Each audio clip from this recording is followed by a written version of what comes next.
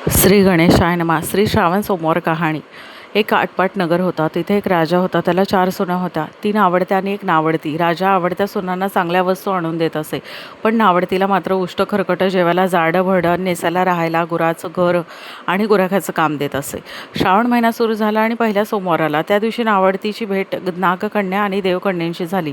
त्या कुठे जात आहेत हे विचारल्यावर समजले की त्या महादेवाच्या देवळात शिवाची मूठ वाहायला जात होत्या. नावडतीने विचारलं त्याने काय होतं. त्यावर नागकन्या आणि देवकन्याने सांगितलं भक्ती होते आणि इच्छित कार्य सिद्धीत जातं. मूळबाल होतं.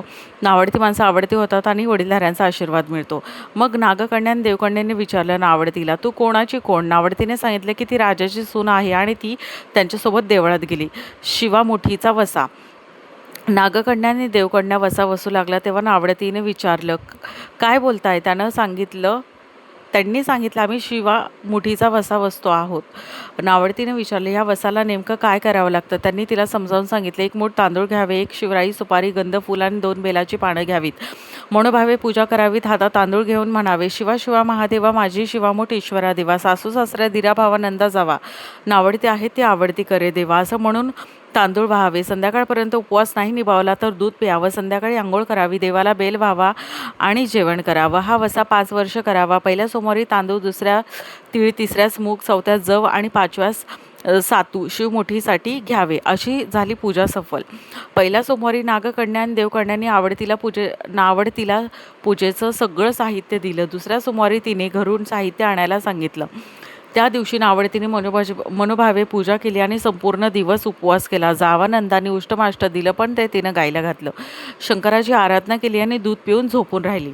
पुढचा दुसरा सोमवार आला. नावडतीने घरातून सर्व सामान घेतलं आणि नागकन्यांसोबत जाऊन मनोभावे पूजा केली. तिने शिवा शिवा महादेवा माझी शिवामूठ ईश्वरा देवा. सासू सासऱ्या दिरा भावानंदा जावा नावडती आहेत ती आवडती करे देवा. असं म्हणून तीळ वाहिले. संपूर्ण दिवस उपवास केला. शंकराला बेल वाहिलं. दूध पिऊन झोपून राहिली. संध्याकाळी सासऱ्याने विचारलं तुझा देव कुठे आहे. नावडतीने सांगितलं माझा देव लांब आहे. वाटा कठीण आहेत, काटेकोटे आहेत, साप वाघ आहे, तिथे माझा देव आहे. पुढचा तिसरा सोमवार आला. नावडतीने पूजेचे सामान घेतलं आणि देवळाला जाऊ लागली. घरची माणसं तिच्या मागे मागे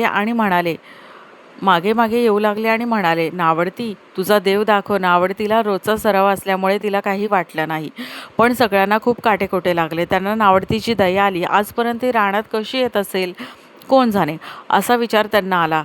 वर्तमात देऊळ सुवर्णाचं झालं. नावडतीला चिंता पडली आणि तिने देवाला प्रार्थना केली. देवाला तिची करुणा आली. नागकन्या आणि देवकन्यांसह ते देऊळ सोन्याचं झालं. खांब रत्नजडीत झाले. सगळ्यांनी देवाचे दर्शन घेतलं. नावडती पूजा करू लागली. गंध फूल वाहू लागली. नंतर शिवामूठ घेऊन शिवा शिवा महादेवा माझी शिवामूठ ईश्वरा देवा. सासू सासऱ्या दिरा भावानंदा जावा. नावडती आहे ती आवडती करे देवा. असं म्हणून तिला शिवाला मूठ वाहिली. राजाला खूप आनंद झाला. नावडतीवरचं त्याचं प्रेम वाढलं. तिने दागिने घालायला दिले. राजाने खुंटीवर पागोटे ठेवून तलाव पाहायला गेला. नावडतीची पूजा झाली. पूजा झाल्यावर सर्व बाहेर आले.